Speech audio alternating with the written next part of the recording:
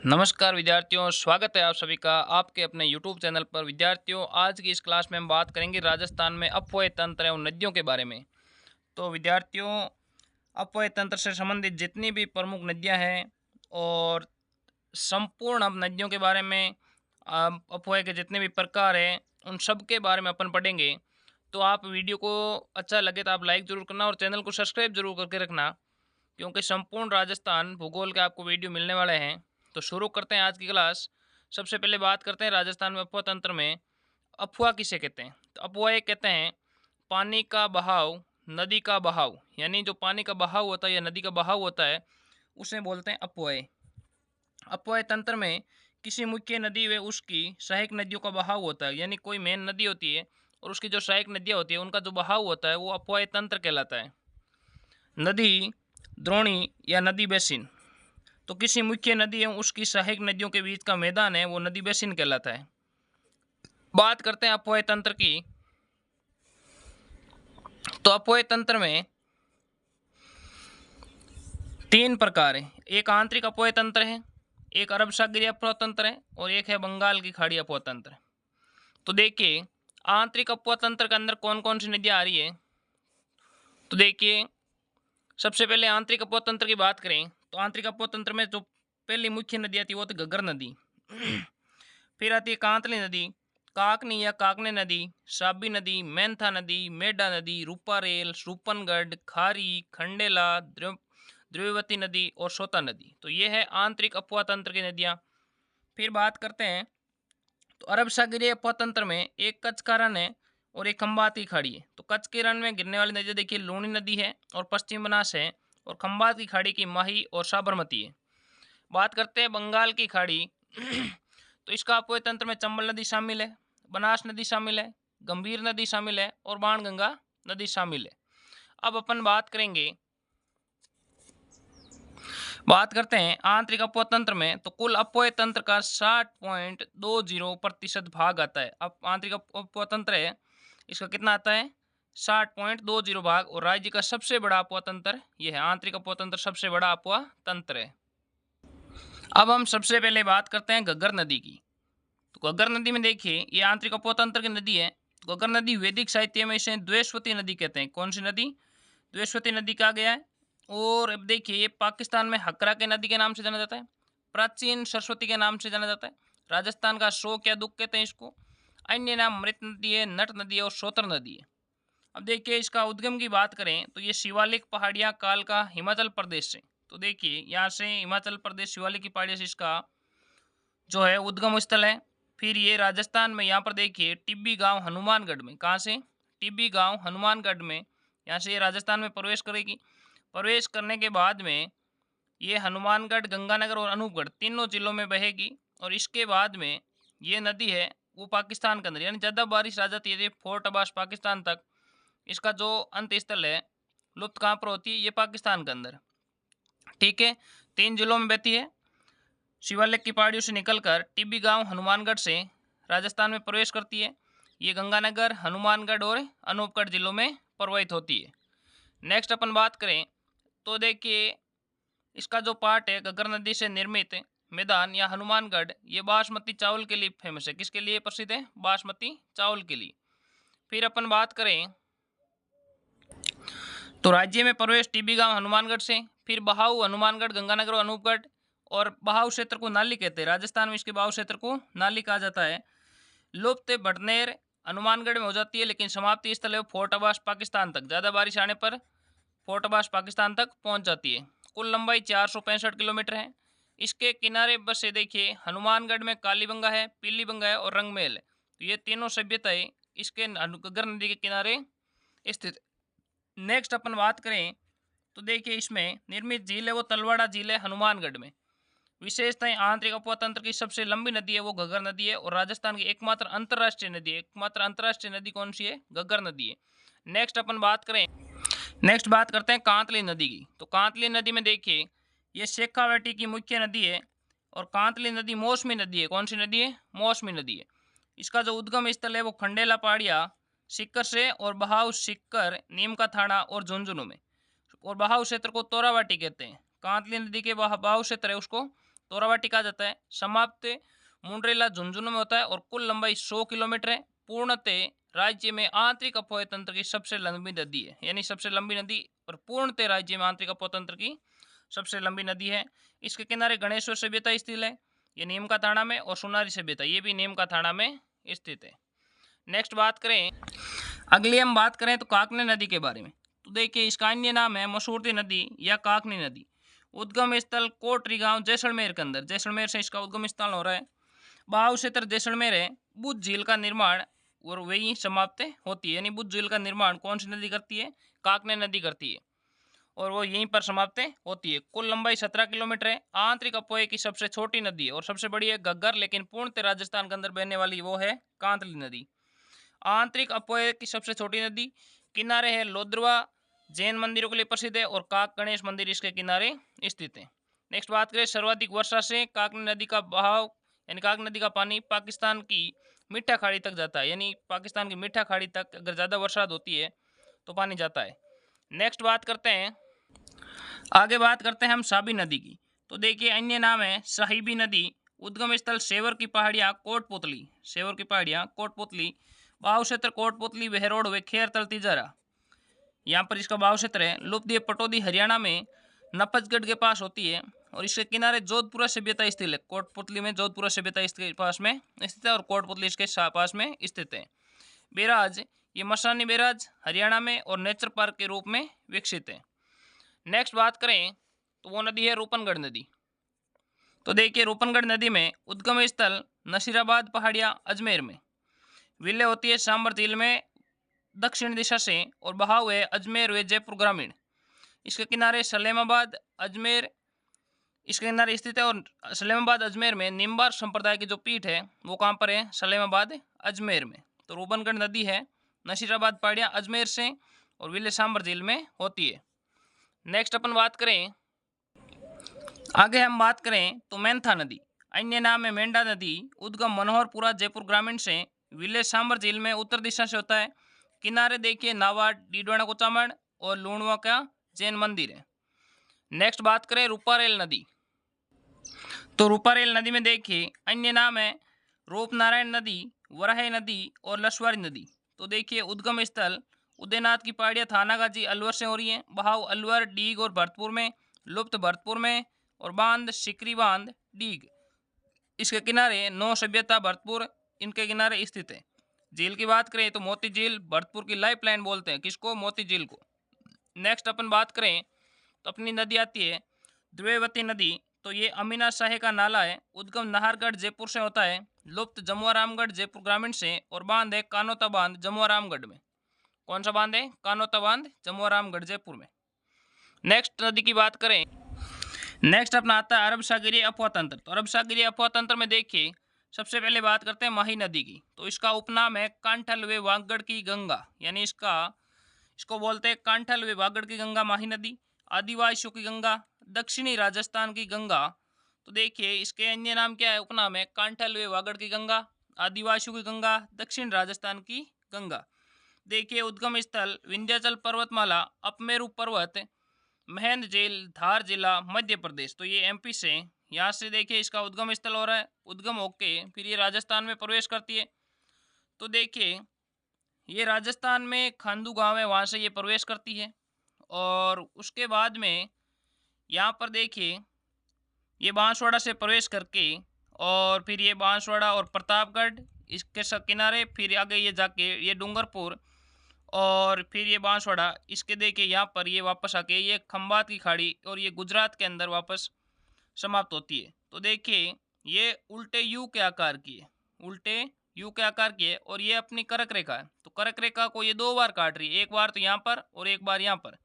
तो करक रेखा को दो बार काटती है, उल्टे यू के आकार की है और ये बांसवाड़ा यहाँ से खांडू गांव से यहाँ राजस्थान में प्रवेश करती है और फिर यहाँ पर ये प्रतापगढ़ और ये बांसवाड़ा के मध्य से होके फिर यहाँ पर ये डूंगरपुर और बांसवाड़ा के मध्य से होते हुए वापस ये खंबात की खाड़ी गुजरात के अंदर चली जाती है और यहाँ पर ये समाप्त हो जाती है। तो अब अपन इसके बात करें तो माही नदी में देखिए इसका बहाव क्षेत्र की बात करें तो मध्य प्रदेश है, राजस्थान है और गुजरात है।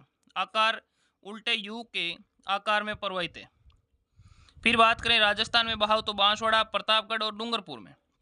राजस्थान में प्रवेश खांडूगांव, बांसवाड़ा से।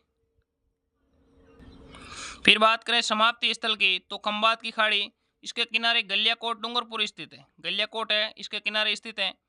कुल लंबाई 576 किलोमीटर है। राजस्थान में लंबाई 171 किलोमीटर है। विशेषताएं, कर्क रेखा को 2 बार काटती है और दक्षिण से निकलकर दक्षिण में विलय होती है। ये इसकी विशेषता है। कर्क रेखा को 2 बार काटती है और दक्षिण से निकलती है राजस्थान में और दक्षिण में वापस विलय होती है। बात करते हैं कर्क रेखा पर निर्मित जो बांध है वो है माही बजाज संघर बांध है। ये बोरखेड़ा बांसवाड़ा में स्थित है। कागदी पिकअप बांध कागदी बांसवाड़ा में स्थित है। कडाना बांध गुजरात में, विवाद राजस्थान व गुजरात के मध्य है। तो ये 3 बांध इसके ऊपर निर्मित है। नेक्स्ट हम बात करते हैं माही नदी के बारे में। तो माही की सहायक नदियां कौन कौन सी है? तो सोम, जाखम, अनास, चाप, मोरेन, एराव, ईरू, भादर, हरण। तो यानी ये इसकी सहायक नदियां हैं सोम, जाखम, अनास, चाप, मोरेन, एराव या ईरू, भादर और हरण। तो अब देखिए ये माही नदी है। यहाँ से ये निकलने के बाद में यहाँ पर सबसे पहले इसमें ईरू या एराव नदी आके यहाँ पर मिलती है। उसके बाद में आगे सोम और जाखम ये दोनों यहाँ पर आती है। तो सोम, माही, जाखम यहाँ पर एक त्रिवेणी संगम हो रहा है। उसके बाद में आगे जाते हैं तो ये मोरेन नदी यहाँ पर आके मिलती है। इधर से ये चाप नदी आती है, भादर नदी, अनास नदी और ये वापस माही नदी। तो यानी ये माही नदी चल रही है उल्टे यू के आकार में और इसकी ये सहायक नदी इसमें आके मिल रही है। तो यहाँ पर एक त्रिवेणी संगम बन रहा है। कौन सा बन रहा है? ये सोम, माही और जाखम। और ये कहाँ पर है? ये बेणेश्वर डूंगरपुर के अंदर, नवाटापुरा गांव के अंदर है। ठीक है। नेक्स्ट अपन इसमें बात करें सबसे पहले तो देखिए सोम नदी के बारे में। तो सोम नदी का जो उद्गम है ये बिछामेड़ा पहाड़ियाँ उदयपुर से होता है। बहाव क्षेत्र की बात करें उदयपुर, सलूंबर और डूंगरपुर में, विले माही नदी में और बेनेश्वर धाम, नवाटापुरा डूंगरपुर में। सहायक नदियां हैं गोमती, सामरी और टिड्डी। नेक्स्ट बात करें तो सोम नदी पर परियोजना में सोम कागदर उदयपुर में, ये परियोजना एक सोम कागदर है उदयपुर में, सोम कमला अंबा ये डूंगरपुर में। बात करते हैं आगे तो जाखम नदी के बारे में। उद्गम स्थल पंवर माता पहाड़ी, छोटी सादरी प्रतापगढ़ में, बहाव क्षेत्र प्रतापगढ़, सलूंबर और डूंगरपुर में, विले माही नदी में डूंगरपुर में। सहायक नदियां करमई और सरमई। बांध जाखम बांध 81 मीटर, प्रतापगढ़ जिला राज्य का सबसे ऊंचा बांध है वो है जाखम बांध, प्रतापगढ़ अंदर है, 81 मीटर इसकी ऊंचाई है। नेक्स्ट हम बात करते हैं अनास नदी के बारे में। उद्गम स्थल विंध्याचल, आम्बेर मध्य प्रदेश में, बांध अनास बांध है बांसवाड़ा में, अनास परियोजना बांसवाड़ा में। बात करते हैं साबरमती नदी के बारे में। तो देखिए साबरमती नदी में उपनाम है गुजरात की मुख्य नदी है। साबरमती नदी है गुजरात की मुख्य नदी है। उद्गम पादरला पहाड़िया उदयपुर में और बहाव क्षेत्र उदयपुर व गुजरात। समाप्ति स्थल खंबात की खाड़ी। कुल लंबाई 416 किलोमीटर है। इसके किनारे अहमदाबाद है, गांधीनगर है और साबरमती आश्रम है। ये साबरमती आश्रम साबरमती नदी किनारे, गांधीनगर भी इसके किनारे और अहमदाबाद भी इसी नदी के किनारे स्थित है। बात करें इसकी सहायक नदियों की तो मानसी, वाक्कल, सेई, हसमती, वेत्री, मेसवा, माजम। यानी इसकी सहायक नदियां मानसी, वाक्कल, सेई, हसमती, वेत्री, मेसवा, माजम। बात करते हैं मानसी प्लस वाक्कल, ये देवास जल सुरंग उदयपुर के अंदर है। राज्य की सबसे लंबी जल सुरंग है 11.6 किलोमीटर। तो ये मानसी प्लस वाक्कल और देवास जल सुरंग उदयपुर में। सेई नदी, सेई परियोजना उदयपुर में, ये जवाई बांध को जलापूर्ति करती है, जवाई बांध को जलापूर्ति। नेक्स्ट बात करें लूणी नदी के बारे में। तो देखिए प्रारंभिक नाम है सागरमती नदी, अन्य नाम आदि मीठी, आदि खारी। फिर बात करते हैं अंत्य सलीला। इसको कालिदास ने कहा था अंत्य सलीला। मरुस्थल की गंगा कहते हैं। प्राचीन नाम लवणवती नदी है। तो ये सागरमती नदी है शुरुआत में, तो प्रारंभिक नाम इसका। फिर ये उद्गम स्थल नागपाड़ अजमेर, यहाँ से इसका उद्गम स्थल है नागपाड़ अजमेर से। बहाव क्षेत्र की बात करें तो अजमेर, नागौर, ब्यावर, जोधपुर ग्रामीण, बालोतरा, बाड़मेर और जालोर। कुल लंबाई 495 किलोमीटर है। राजस्थान में लंबाई 330 किलोमीटर है। बात करते हैं समाप्ति स्थल की। कच्छ का रण गुजरात के अंदर ये समाप्त होती है। बांध की बात करें तो पिचाक बांध, जसवंत सागर बांध जोधपुर ग्रामीण में स्थित है। बाढ़ की बात करें तो बालोतरा में, कवास क्षेत्र में बाढ़, यानी जब पुष्करी पहाड़ियों में भारी बारिश आती है तो बालोतरा में बाढ़ आ जाती है। बात करते हैं रेल या नाडा, तो सांचौर में लूणी नदी का जो बहाव है इसको रेल या नाडा बोलते हैं। नेक्स्ट बात करें तो किनारे तिलवाड़ा सभ्यता, इसके किनारे बालोतरा स्थित है। राव मलिनाथ पशु मेला तिलवाड़ा बाड़मेर, ये भी इसके किनारे स्थित है, तिलवाड़ा सभ्यता और मलिनाथ पशु मेला। फिर बात करते हैं लूणी नदी की सहायक नदियों के बारे में। तो लूणी नदी की सहायक नदियां हैं, दाईं ओर से मिलने वाली एक ही नदी है, उसका नाम है जोजरी। जोजरी नदी है, ये नागौर से इसका उद्गम स्थल है और ये दाईं ओर से मिलने वाली एकमात्र नदी है। बात करते हैं बाईं ओर से विलय में लीलड़ी, गुहिया, बांडी, सूकड़ी, मीठड़ी, जवाई और सागी, तो ये इसकी दाईं ओर से मिलने वाली, बाईं ओर से मिलने वाली नदियां हैं। नेक्स्ट बात करें तो ये देखिए अपनी बात करते हैं तो ये यहाँ पर नागपाड़ और इधर ये पुष्कर, ये सागरमती नदी के नाम से आती है। और यहाँ पर ये सरस्वती है, ये गोविंदगढ़ अजमेर के अंदर, यहाँ आके जब ये मिलती है यहाँ से बाद में ये अजमेर, नागौर, उसके बाद में आगे बात करें ब्यावर के अंदर, फिर जोधपुर ग्रामीण, बालोतरा, उसके बाद में बाड़मेर और सांचौर और कच्छ के रन गुजरात तक जाती है। बात करते हैं सबसे, देखिए इधर दाईं ओर से एक नदी आके मिल रही है और है जोधरी नदी। तो जोधरी नदी की बात करें, उद्गम स्थल पोंदलो गांव नागौर के अंदर, विलय लूणी खेजड़ी जोधपुर ग्रामीण के अंदर। कहाँ पर विलय हो रही है? यहाँ पर जोधपुर ग्रामीण के अंदर। अरावली से नहीं निकलती है, लूणी में दाईं ओर से विलय, यानी एकमात्र नदी है जो अरावली से नहीं निकलती है और लूणी की सहायक नदी है। फिर बात करें तो इसमें देखिए ये सहायक नदियाँ लीलड़ी आ रही है, गुइया, बांडी नदी पर हेमावास बांध बना हुआ है पाली के अंदर, हेमावास बांध पाली में बांडी नदी पर बना हुआ है। बांकली बांध है, ये सूकड़ी नदी पर पाली में बना हुआ है। मीठड़ी नदी और ये जवाई बांध, जवाई नदी पाली के अंदर, मारवाड़ का अमृत सरोवर कहते हैं जवाई बांध को। बात करते हैं खारी नदी, तो ये सिरोही से आती है और ये इसमें शामिल हो जाती है। सागी नदी जालोर के अंदर, ठीक है, ये कच्छ के रन गुजरात के अंदर ये समाप्त हो जाती है। अब बात करते हैं अलग अलग नदियों के बारे में। तो बांडी नदी सबसे प्रदूषित नदी बोलते हैं रंगाई छपाई के कारण, हेमावास बांध पाली के अंदर स्थित है, किनारे पाली शहर स्थित है। बात करते हैं सूकड़ी नदी की, देखिए सूकड़ी नदी उद्गम देशूरी पाली के अंदर, परवाई पाली जालोर बालोतरा, बांध बांकली बांध जालोर और किनारे जालोर दुर्ग स्थित है। सूकड़ी नदी किनारे जालोर दुर्ग स्थित है, बांकली बांध स्थित है सूकड़ी नदी पर। विले लूणी में समदड़ी बालोतरा के अंदर, तो ये सूकड़ी नदी है, देशूरी की पाली, देशूरी पाली से इसका उद्गम स्थल है, बांकली बांध इसके ऊपर है और लूणी में विलय होती है समदड़ी बालोतरा में। नेक्स्ट बात करते हैं जवाई नदी के बारे में। उद्गम स्थल गोरिया गांव, बाली पाली से, परवाई क्षेत्र पाली, जालोर, सांचौर, बाड़मेर। लूणी की सबसे लंबी सहायक नदी है जवाई नदी, सहायक नदी है खारी नदी, शेरगांव सिरोही से निकलती है। बांध जवाई बांध सुमेरपुर पाली के अंदर, निर्माण 1946 से 56 महाराजा उमेद सिंह ने करवाया था। मारवाड़ का अमृत सरोवर कहते हैं, पश्चिम राजस्थान का सबसे बड़ा बांध है। नेक्स्ट बात करते हैं सागी नदी के बारे में। तो देखिए उद्गम स्थल जसवंतपुरा पहाड़ियां जालोर से, विले गांधव गांव बाड़मेर लूणी नदी में। नेक्स्ट अपन बात करें तो बात करते हैं पश्चिमी बनास की। तो उद्गम स्थल नया सरवाड़ सिरोही के अंदर, परवाई क्षेत्र की बात करें सिरोही, समाप्त कच्छ का रन गुजरात के अंदर। बांध बनास बांध सिरोही के अंदर, परियोजना सूकली सेलवाड़ा परियोजना, गोकुल भाई भट्ट परियोजना, किनारे डीसानगर गुजरात।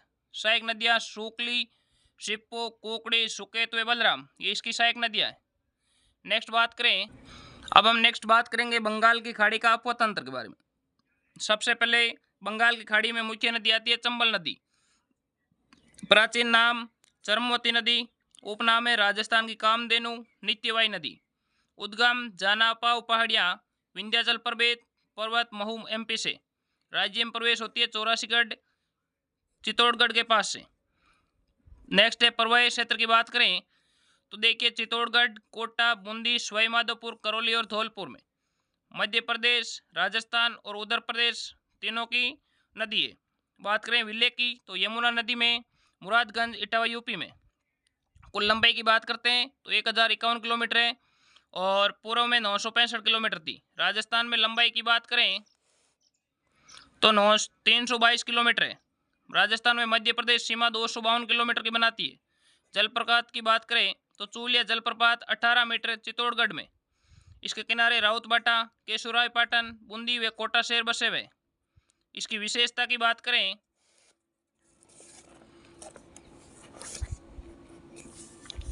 तो विशेषता हम देखिए, राज्य में प्रवाहित होने वाली सबसे लंबी नदी है। सर्वाधिक अवनलिका अपर्दन वाली नदी है। चंबल प्रवाही वृक्षाकार है। सर्वाधिक जल सतही वाली नदी है। सर्वाधिक जल की उपयोगिता वाली नदी है। चंबल नदी पर 100 किलोमीटर के दायरे में 3 बांध बने हुए और वाटर सफारी कोटा, तो ये इसकी विशेषता है। नेक्स्ट बात करते हैं चंबल नदी पर निर्मित बांध की। तो बांध है सबसे पहले 3 चरणों में। देखिए, प्रथम चरण के अंदर, दूसरा चरण और तीसरा चरण। तो देखिए, प्रथम चरण 1959 से 59-60, दूसरा चरण 1970 और तीसरा 1972। अब देखिए, सबसे पहले यहाँ पर देखिए चंबल नदी की अपन बात करें तो देखिए यहाँ पर ये चंबल नदी है। उद्गम स्थल यहाँ से, ये राजस्थान में प्रवेश होने के बाद में इसके ऊपर देखिए 115 मीटर ये जो गांधी सागर बांध है, मेगावाट की जो विद्युत उत्पन्न की जा रही है। और ये राणा प्रताप सागर बांध है। यहाँ पर देखिए, ये राणा प्रताप सागर, ये जवाहर सागर और ये कोटा बैराज। तो देखिए, ये गांधी सागर बांध है, ये मंदसौर एमपी में और ऊंचाई 62 मीटर है। निर्माण 1959 में किया गया था। ठीक है, सबसे पहला व सबसे बड़ा बांध है ये गांधी सागर बांध। फिर बात करते हैं तो राणा प्रताप सागर बांध है, ये राउतपाटा चित्तौड़गढ़ में। निर्माण 1970 में, ऊंचाई 36 मीटर है। भराव क्षमता के आधार पर सबसे बड़ा बांध है। 172 मेगावाट की विद्युत उत्पन्न की जा रही है यहाँ पर। जवाहर सागर बांध की बात करें तो यह है कोटा के अंदर। निर्माण 1972 में, ऊंचाई 45 मीटर है। 99 मेगावाट विद्युत का उत्पादन हो रहा है। बात करते हैं कोटा बैराज की। कोटा में निर्माण 1960 में, ऊंचाई 42 मीटर है, केवल सिंचाई सुविधा के लिए। तो ये क्वेश्चन आता है कि केवल सिंचाई सुविधा के लिए कौन सा बांध है, तो कोटा बैराज। नेक्स्ट, यहाँ पर ये जाके समाप्त होती है यमुना नदी में, और ये यमुना इधर गंगा नदी में मिलती है। नेक्स्ट बात करते हैं अब अपन बात करते हैं कि कोटा बैराज व नयापुरा पुलिया। तो यहाँ पर चंबल रिवर फ्रंट है। देखिए, इसका उद्घाटन 12 सितंबर 2023 को कोटा के अंदर किया गया था। लंबाई 2.75 किलोमीटर है। वास्तुकार अनूप भरतिया है। प्रथम हेरिटेज रिवर फ्रंट है। कुल घाट 27 है। चंबल माता की मूर्ति, ऊंचाई 256 फीट, वास्तुकार निर्मल शर्मा। तो ये चंबल रिवर फ्रंट है। इसका उद्घाटन 12 सितंबर 2023 को कोटा के अंदर किया गया था। बात करते हैं चंबल की सहायक नदियों के बारे में। तो सबसे पहली नदी आती है बनास नदी, फिर काली सिंध, पार्वती, सीप, मेज, बामनी, ब्राह्मणी, कुराल, कुन्नू, कुंजाली और चाकण। तो ये इसकी सहायक नदियाँ हैं। अब सबसे पहले इसकी सहायक नदियों में बात करेंगे बनास नदी के बारे में। तो बनास नदी उपनाम है वशिष्ठी, वर्णासा या वन की आशा। उद्गम स्थल खमनौर की पहाड़ियाँ, कुंभलगढ़ पहाड़ियाँ राजसमंद से। बात करते हैं बहाव क्षेत्र की। राजसमंद, उदयपुर, चित्तौड़गढ़, भीलवाड़ा, शाहपुरा, केकड़ी, टोंक, सवाई माधोपुर। विलेय की बात करें तो चंबल नदी में रामेश्वर, सवाई माधोपुर में।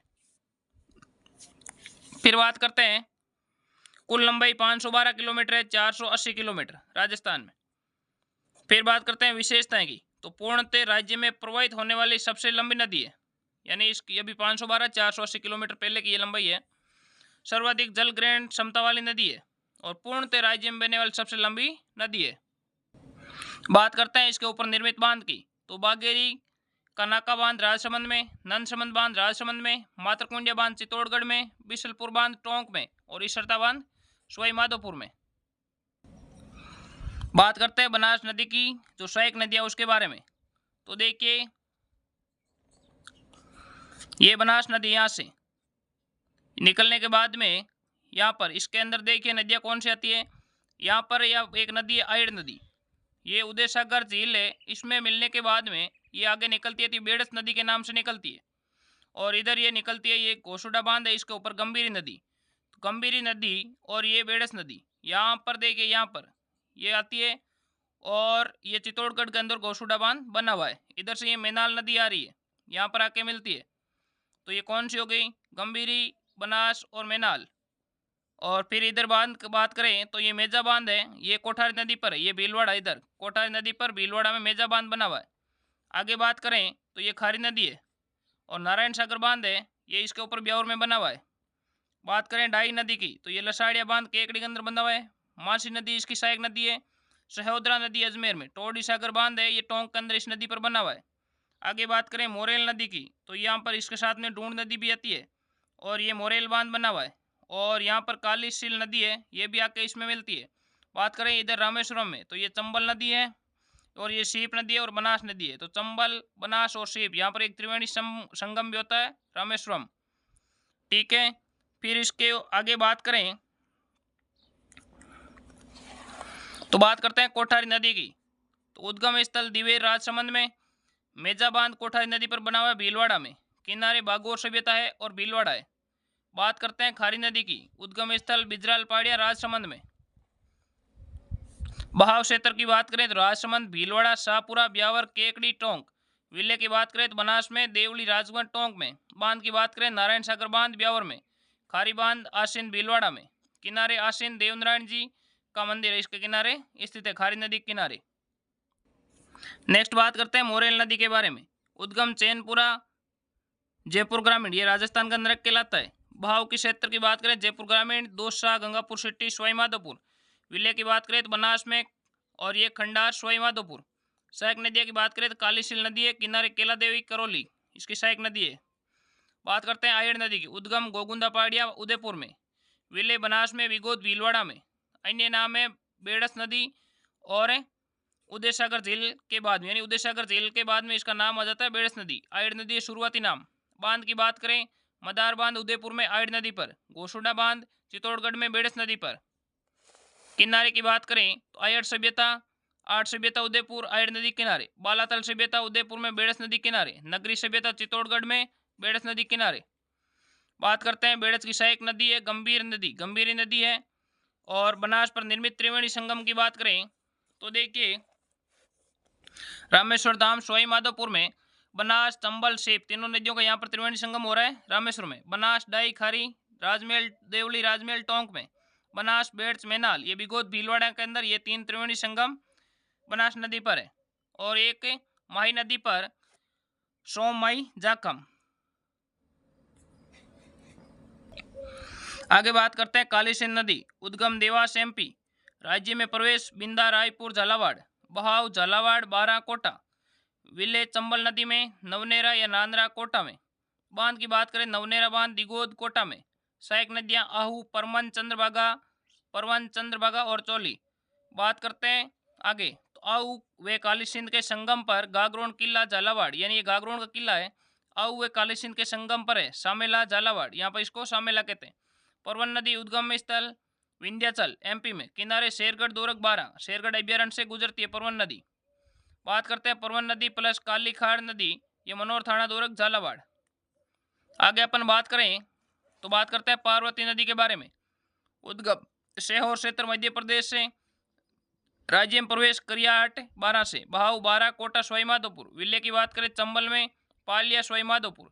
सहायक नदियां हैं अंधेरी, बेतली व विलास। बात करते हैं नोट, पार्वती नदी राजस्थान में मध्य प्रदेश के मध्य दो बार सीमा बनाने वाली नदी है, ये इंपॉर्टेंट है। पार्वती नदी और राजस्थान व मध्य प्रदेश के मध्य दो बार सीमा बनाती है। आगे बात करते हैं, नेक्स्ट बात करते हैं बामणी या ब्रह्माणी नदी, उद्गम स्थल हरिपुरा पहाड़िया, चित्तौड़गढ़ में। विले चंबल नदी में, भैंसोड़गढ़, दुर्ग, बामनी व चंबल नदी के संगम पर स्थित है। ब्राह्मणी बनास परियोजना बिशलपुर बांध के लिए। नेक्स्ट बात करते हैं मेज की, मेज नदी उद्गम बिजोलिया, भीलवाड़ा में। विले की बात करें चंबल में, बूंदी में। सहायक नदी मांगली नदी है, भीमलत जलप्रपात बूंदी, इसी नदी पर है, मांगली नदी पर। बात करते हैं गंभीर नदी की, तो बंगाल की खाड़ी का अपवा तंत्र है। अन्य नाम बात करें तो ऊंटगन नदी कहते हैं इसको, गंभीर नदी को ऊंटगन नदी कहते हैं। उद्गम स्थल सपोटरा, करौली में, श्री महावीर जी, चांदनगांव। विलय यमुना नदी में, उत्तर प्रदेश में। सहायक नदियों की बात करें तो बरखेड़ा, भद्रावती, भैंसावट, मांची, अट्टा, जगर नदी, ये इसकी सहायक नदियां है। भद्रावती, भैंसावट, बरखेड़ा, माची, अट्टा, जगर। बांध की बात करें पांचना बांध है करौली में, ये पूर्णतः मिट्टी से निर्मित बांध है, पांचना बांध करौली वाला। नेक्स्ट है अरवारी नदी, वर्तमान में लुप्त है। उद्गम स्थल थानागाजी, अलवर है। सकरा बांध अलवर में। बात करते हैं बाणगंगा नदी वर्तमान में आंतरिक अपवा तंत्र की है। प्रारंभ में बंगाल की खाड़ी का अपवा तंत्र था, यानी ये बाणगंगा नदी है वर्तमान में आंतरिक अपवा तंत्र में शामिल हो चुकी है। पहले ये बंगाल की खाड़ी का अपवा तंत्र था। तो ऑप्शन के अनुसार उत्तर दें। उद्गम स्थल की बात करें तो बेराट पहाड़िया, कोटपुतली, लुप्त भरतपुर में, प्रारंभ में उत्तर प्रदेश, जाकर यमुना में मिले। फिर अन्य नाम अर्जुन की गंगा कहते हैं बाणगंगा को, ताला नदी कहते हैं, रुंडित सरिता कहते हैं। बांध की बात करें तो जम्मू और रामगढ़ बांध जयपुर ग्रामीण के अंदर। नेक्स्ट बात करते हैं तो राजस्थान में अदर प्रवाही क्षेत्र, हाड़ौती, दक्षिण पूर्वी पठार क्षेत्र, बरसाती नदियां लूणी व बनास है, बारहमास नदियां चंबल व माही है। इंपॉर्टेंट तथ्य है, नदियों में उप बेसिन में लूणी नदी के 12 है, बनास के 10 है, चंबल के 7 है और माही के 6 है। जहाँ कोई नदी प्रवाहित नहीं थी वो बीकानेर, चूरू व फलोदी है। सर्वाधिक नदियों वाला संभाग कोटा है। अब अपन बात करते हैं नदियों से संबंधित पूर्व आयोजित परीक्षाओं के महत्वपूर्ण प्रश्नों के बारे में। तो सबसे पहले प्रश्नों में बात करते हैं कि निम्न में से किन नदियों के संगम को त्रिवेणी कहा जाता है। तो देखिए त्रिवेणी की बात करें तो बनास, बेड़च और मैनाल ये त्रिवेणी संगम है। नेक्स्ट अपना है कवास, बाड़मेर में बाढ़ का पानी किस नदी से निकाला गया है। तो देखिए यह है लूणी नदी। नेक्स्ट बात करते हैं भारत के कुल सतही जल का राजस्थान का कितना प्रतिशत भूभाग है। तो 1.16 यह है कुल सतही जल का भाग। फिर बात करते हैं तो राजस्थान निम्नलिखित में से कौन अध्यारोपित नदी का उदाहरण है। तो यह है बनास नदी। फिर बात करते हैं राजस्थान में जल द्वारा अपर्दन सबसे अधिक किस नदी द्वारा होता है। तो यह होता है चंबल नदी के द्वारा। बात करते हैं जल उपलब्धता के आधार पर राजस्थान के उच्चतम 2 नदियों के बेसिन। तो यह है अपनी चंबल और माही नदी। नेक्स्ट बात करते हैं तो निम्न में से कौन सी नदी बारां जिले में प्रवाहित नहीं होती है। तो ये कुराल नदी बारां में नहीं होती है, पार्वती, कुन्नू, परवन ये बारां में प्रवाहित होती है। छोटी नदियां जब बड़ी नदियों में मिलती है तो उन्हें क्या बोलते हैं, उन्हें बोलते हैं सहायक नदियां। बात करते हैं माही नदी का किनारा क्या कहलाता है। तो माही नदी का जो किनारा है वो कहलाता है कांठल। नेक्स्ट बात करते हैं तो चूलिया जलप्रपात के नीचे की ओर पास राजस्थान में कौन सा बांध बना हुआ है। तो यहाँ पर बना हुआ है राणा प्रताप सागर बांध। राजस्थान में निम्न में से किस जिले में काली सिंध चंबल में मिलती है। तो कहाँ पर मिलती है, कोटा के अंदर। बात करते हैं निम्न विशेषताओं किस नदी की है। तो इसका उद्गम कुंभलगढ़ किले के निकट अरावली पहाड़ियों से होता है। ये नदी मेवाड़ के मैदान में मध्य से गुजरती है। बेड़च, कोठारी व मोरेल इसकी सहायक नदियाँ। तो अपने को पता चल गया कौन सी नदी है। तो इसका राइट आंसर होगा ए बनास। नेक्स्ट बात करते हैं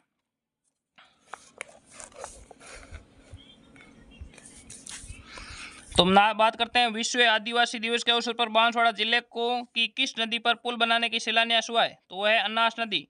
लूणी नदी के जल प्रदूषण का मुख्य कारण क्या है। तो रंगाई छपाई उद्योग है।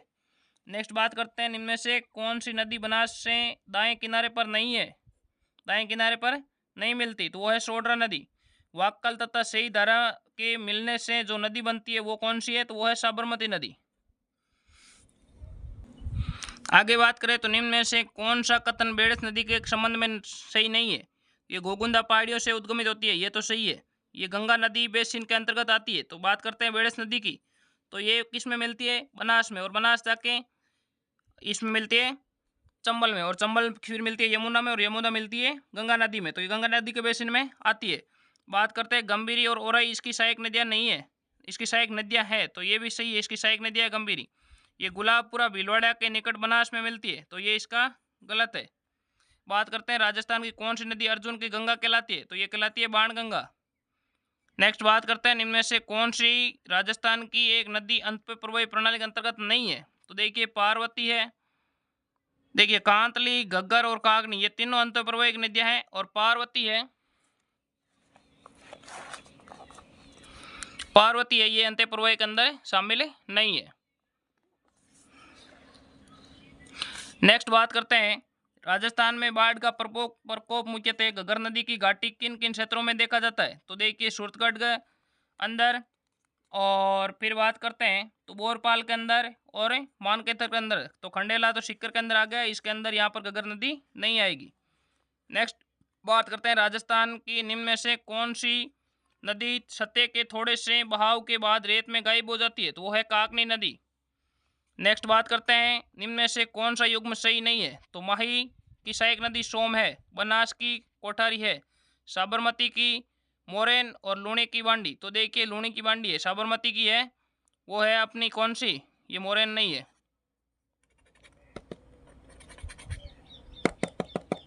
नेक्स्ट बात करें